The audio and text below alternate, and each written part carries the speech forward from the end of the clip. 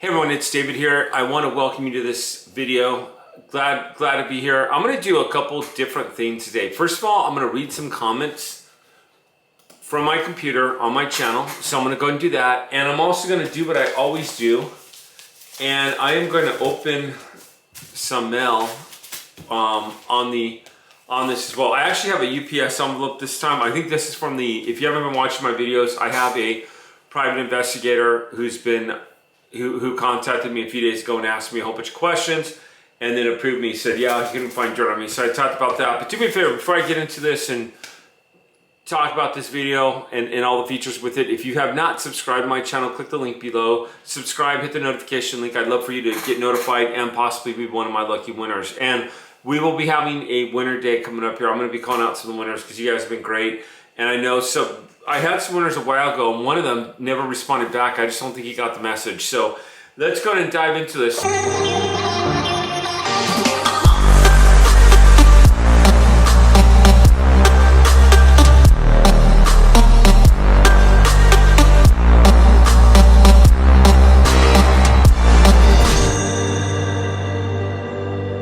So, first of all, thank you for watching. Okay, so I know what this one is. This one came up to me. This one looks like a check, but it's not an unclaimed funds check. Although, don't get me wrong, if you want to send me a check in the mail, I'll always take a check in the mail. So this first one is a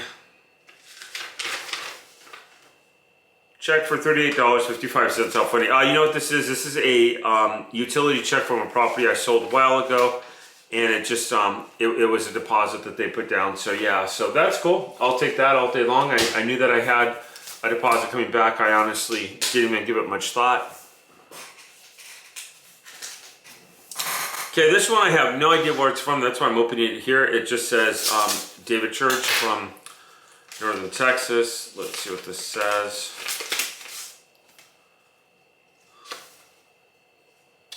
All right, so this is I went with the realtor to list my house. How cool. This is just them sending me a thank you.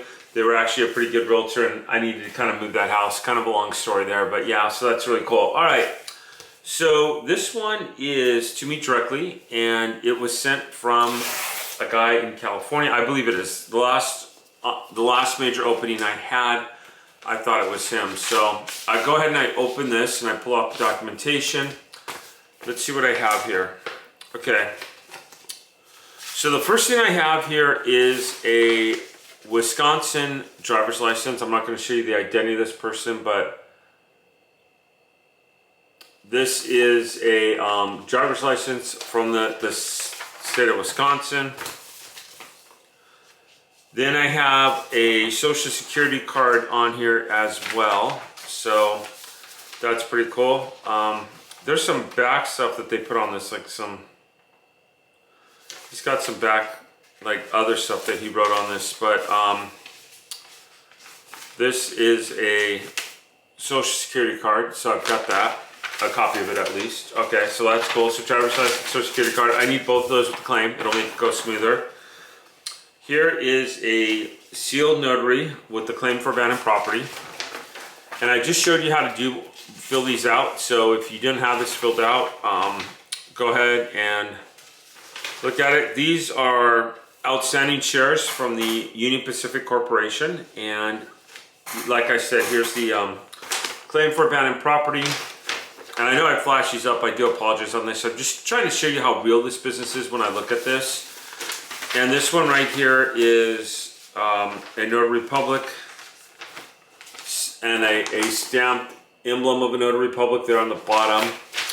And the final contract is a claim for, I'm sorry, it's a standard investigator's agreement. All right, so it's his parents. So the agreement is between the son and myself, and I've gone over that in the contract. So in the standard investigator's agreement, it said this agreement is entered into, and you always want to put the name of your client, which I go over in a video previously. So if you have not seen my last video, go over and look at that, because I go over how to really fill out the contracts and how to do that. But this is, yeah, so this is between the son and myself, and he shows that they're both deceased. It's a $24,000 claim. It's securities. It's an outstanding share that I went over. and he has agreed to work with me on this claim. So I will go and send this in. This is in my previous video where I talked about I got a weird call at night, and it was from a private investigator in California. The guy had a buddy who works in private investigators, and he had him look me up, make sure that I was legit. And the guy's like, yeah, he'll send you all the information you need. The one thing I do need is I do need a death certificate on both of his parents. I don't have that yet, but I will go and get the claim submitted. He is actually working on that. He's got that, so he will hopefully get that to me. Usually someone who gets me this far along in the claim, I mean, I've got his social security card, I've got his driver's license, and I've got a copy of a lot of confidential information from him. Now, what I do have is I do have a locking file cabinet in my office, and whenever I get people paid out, so what I'll do is I'll make a copy of this, and then I'll send it off to the state, and I keep a hard copy for my records. Then when I get paid, what I do is I take that hard copy, I personally call my clients and I thank them, which I've done on the Monday cold calls. I say, hey, I appreciate you working with me. I will keep them in my CRM, and if you don't know what a CRM is, look at one of my previous videos. It's customer relationship management, but I will set off some emails to him about once a month from here on out, let him know that his claim's been in, it's being processed, and let him know that we are still working on his claim, just so he knows where we're at. So makes him feel good. And then, like I said, once he gets paid, I will go to my file cabinet, I will pull out his file, I will shred it and be done with it, so that he doesn't have to worry about that. He trusts me a lot. I mean, that's a lot of confidential information. What do I keep it? Well, if the state, which this has never happened, but if they ever said that they lost it, I would want proof of that, and to be able to have that. Hey, I had a lot I wanted to do on this video. I can't believe that we're already 6 minutes into this, and I'm sorry if I ever talk too much or go over on this stuff. So if you want to build this business, I have shown you thousands of dollars of unclaimed checks that I've received. I have shown you tens of thousands of dollars of checks and contracts both. Now, how do you get there from the beginning? Okay, watch these videos, learn the business, get your list, market it, farm it. Start off small. Start off making $200, $300, $400 on. Like, I'll get a $2,400 commission on this. I'm hitting over $10,000 a month in gross revenue right now on surplus funds, and it's not that I'm super organized, I'm super this. I've got a system in place that is working for me to be able to collect unclaimed funds. Couple comments from my last video. Hi David, can I do this privately, or do I need to be part of a company? You can do it either way. I used to do it in my own name, and then I switched over to JD Vista. It was my real estate company. This is from Nubib, I believe, and I hope sorry if I said your name incorrectly. Do I need a business license if I do this privately? You can get a business license. You can open up an LLC. It's not that hard to do. I'll be doing a video on that coming up here, but it's not super hard to open up an LLC. You can open up that and go for it. Why would the state communicate with me if my name is not on the claim? Thank you for taking time to respond. Okay, that's a really good question. And the reason why they would communicate with you is because in the standard investigators agreement that you have with your client, the one that I showed you, it's an agreement for me to go ahead and submit the paperwork and communicate with the state to get them paid. So they will communicate. Now, if I call the state and I say, hey, I'm calling you about the claim of John Smith, the state's going to say, okay, do you have any documentation? Do you have any evidence that we can talk to you? And if I say no, they're not going to talk to me at all. If I call the state and I claim to be somebody that I'm not, they might talk to me about the documentation that they need, but they're more than likely, they're probably going to want to see some sort of proof. Now, once I get the claim going and I get the claim number and all that, then they're more apt to talk to me. And I don't even know if they're going to share confidential information with me. I will call up the state and I will verify. This is a really great question here. I will verify, like, hey, I just sent in the social security card, the will, did you receive it? And they'll say yes or no, or we're still looking for it. And if they don't have the documentation within 30 days of them asking for it, they close the case. I had someone who was getting me the information prior to this, and I went ahead and I just said, hey, he's getting it right now. Can you keep this open for another couple days? And they emailed me back and they said, yeah. So it's not like the state's calling me up and saying, oh, by the way, John Smith, did you know ABC and he's living here? Actually, it's more me communicating that to the state, letting them know where he lives and letting them know how to pay him and what needs to be paid. They don't make the check out to me at all. They will make a 10% or whichever agreed upon on the percentage to my corporation, JD Vista. They will go ahead and agree to do that, and they will go ahead and send me that in the mail. So that's a nice part. So I hope that answers that question. I like companies. JD Vista is just some initials I put together with Vista. It sounds very professional.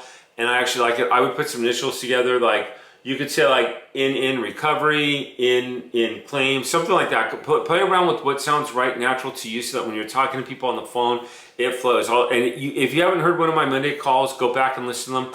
I put occasional ones up on YouTube, but I say, hi, this is David Church calling from JD Vista. First of all, let's just start off with, hi, this is David Church trying to reach John Smith. And I pause. John, this is David calling from JD Vista. I'm calling to let you know about 123 Main Street. There was a Bank of America account on that with this person's name on it. Again, it's all data. I've just given a lot of information. I'm not calling with some bogus scene with saying that they have property that they didn't know they had, and they're going to, or their car warranty is about to expire. I'm calling them with actual information, and that's what helps out. Hope that helps. Hey, David. Does it still take a minute for the claim to get paid out? I have claims that are taking up to 6 months. It sucks, Antonio. Great question, and I hate that. But the nice thing is when you get this process flowing and you start getting the paychecks, they start coming fairly nicely. What other states are state friendly to work with? I have a lot of people that work Arizona, although Arizona is a little weird on disclosing the amount. So make sure you do like life insurance claims and claims that tend to be higher. Texas is friendly, Nevada is friendly, Wisconsin, Arkansas, Alaska's just updated their database, are pretty friendly. Wisconsin charges you $1,000 for the CD. I think it's Wisconsin, but how many people are actually working it? Only to put it off until tomorrow, you are willing to have died left undone. I totally agree with that. If you don't do your stuff and you don't get your act together, then you're gonna end up not getting it done. Totally agree with that. Make it 50 daily like that. Thank you for posting that. Hey everyone, different video than what I planned out, but really appreciate you watching. Do me a favor, if you like this video, please give me a like down below. Continue to tell me what content you want me to talk about, and I'll talk about it, and I'll see you on the next video. Thanks again for watching. See you on the next video.